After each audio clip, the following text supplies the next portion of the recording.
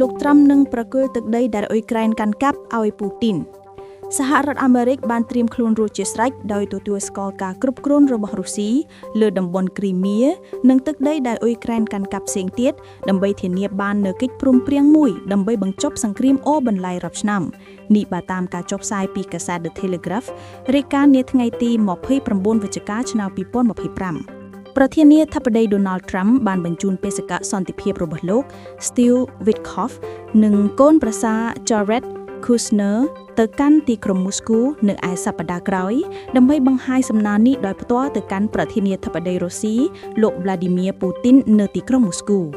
ក្រោមផែនការសន្តិភាព28ជំនុំដំបូងដែលដាក់ចេញដោយអាមេរិកបន្ថែមពីលើការទទួលស្គាល់តំបន់គ្រីមៀនិងតំបន់2គឺ Donetsk និង Luhansk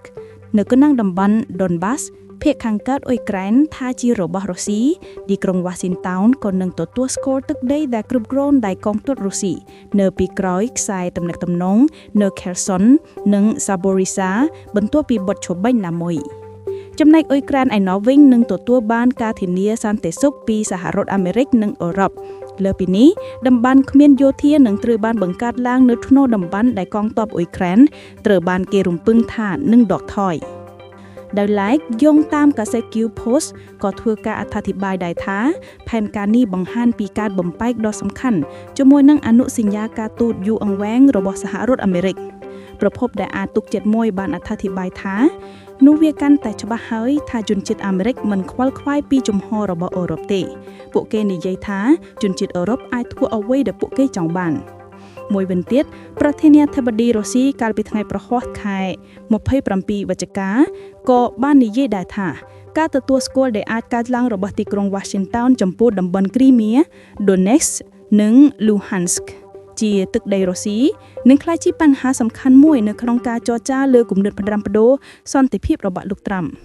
មិនត្រឹមប៉ុណ្ណោះទេវាមានក្រុមឡើងបានបញ្ជាក់នៅថ្ងៃទី28វិច្ឆិកាថាវាបានទទួលយុទ្ធសាស្ត្រកែសម្រួលដើម្បីបញ្ចប់សង្គ្រាមដែលបានរៀបចំបន្ទាប់ពីការចរចាបន្ទាន់រវាងមន្ត្រីអ៊ុយក្រែននិងអាមេរិកនៅទីក្រុងហ្សឺណែវប្រទេសស្វីសកាលពីចុងសប្តាហ៍មុនកិច្ចចរចានៅទីក្រុងហ្សឺណែវបានបង្កើតផែនការថ្មី19ជំនុតដែលទិតលំអងខ្លួនប៉ុន្តែប្រភពជាច្រើនបានប្រាប់ Telegraph ថាការទទួលស្គាល់របស់សហរដ្ឋអាមេរិកនៅតែជាផ្នែកមួយនៃយុទ្ធសាស្ត្រទីក្រុងគីវនឹងមិនមានការតបពីកិច្ចទទួលស្គាល់ការគ្រប់គ្រងរបស់ទីក្រុងមូស្គូលើទឹកដីដែលបានបណ្ដែតនោះទេដាណឺម៉ាកបង្កើតក្រុមឃ្លាំមើលពេលយប់តាមដានលោកត្រាំប្រទេសដាណឺម៉ាកដែលជាសមាជិក NATO បានបង្កើតក្រុមការឃ្លាំមើលពេលយប់ពិសេសមួយដើម្បីតាមដានសេចក្តីថ្លែងការណ៍របស់ប្រធានាធិបតីអាមេរិក Donald Trump បន្ទាប់ពីលោកបានប្រកាសកាលពីដើមឆ្នាំនេះថាកោះ Greenland គួរតែស្ថិតនៅក្រោមការគ្រប់គ្រងរបស់ទីក្រុង Washington នោះបើយោងតាមសារព័ត៌មាន Yahoo កាលពីថ្ងៃទី28ខែវិច្ឆិកាឆ្នាំ2025លោកត្រាំបានស្នើទិញ Greenland ដែលជាទឹកដីស្វយ័តរបស់ប្រទេសដាណឺម៉ាកជាលើកដំបូងក្នុងឆ្នាំ2019គំនិតនេះត្រូវបានបដិសេធយ៉ាងឆាប់រហ័សដោយដាណឺម៉ាកនិងរដ្ឋាភិបាលចាប់តាំងពីវិលត្រឡប់មកកាន់អំណាចវិញនៅឃ្លូសេតវិមានសម្រាប់អាណត្តិទី2លោកបានចាត់ទុក Greenland ជាកត្តាសំខាន់សម្រាប់សន្តិសុខជាតិអាមេរិកប៉ុន្តែបានច្រានចោលការប្រើប្រាស់កម្លាំងដើម្បីទទួលបានការគ្រប់គ្រងយ៉ាងណាក៏ដោយដាណឺម៉ាកមិនឃើញថាសម្ពាធថ្មីនេះគឺជាការគំរាមកំហែងដោយផ្ទាល់ចំពោះអធិបតេយ្យរបស់ខ្លួនដូច្នេះប្រទេសនេះបានឆ្លើយតបដោយពង្រឹងការការពាររបស់ខ្លួននិងពង្រឹងសកម្មភាពឃ្លាំមើលយោធានិងស៊ីវិលនៅឯកោះ Greenland មិនប៉ះប៉ុណ្ណោះកាសែតប្រចាំថ្ងៃ Denmark Politiken បានរាយការណ៍កាលពីថ្ងៃទី26ខែវិច្ឆិកាឆ្នាំ2025ថា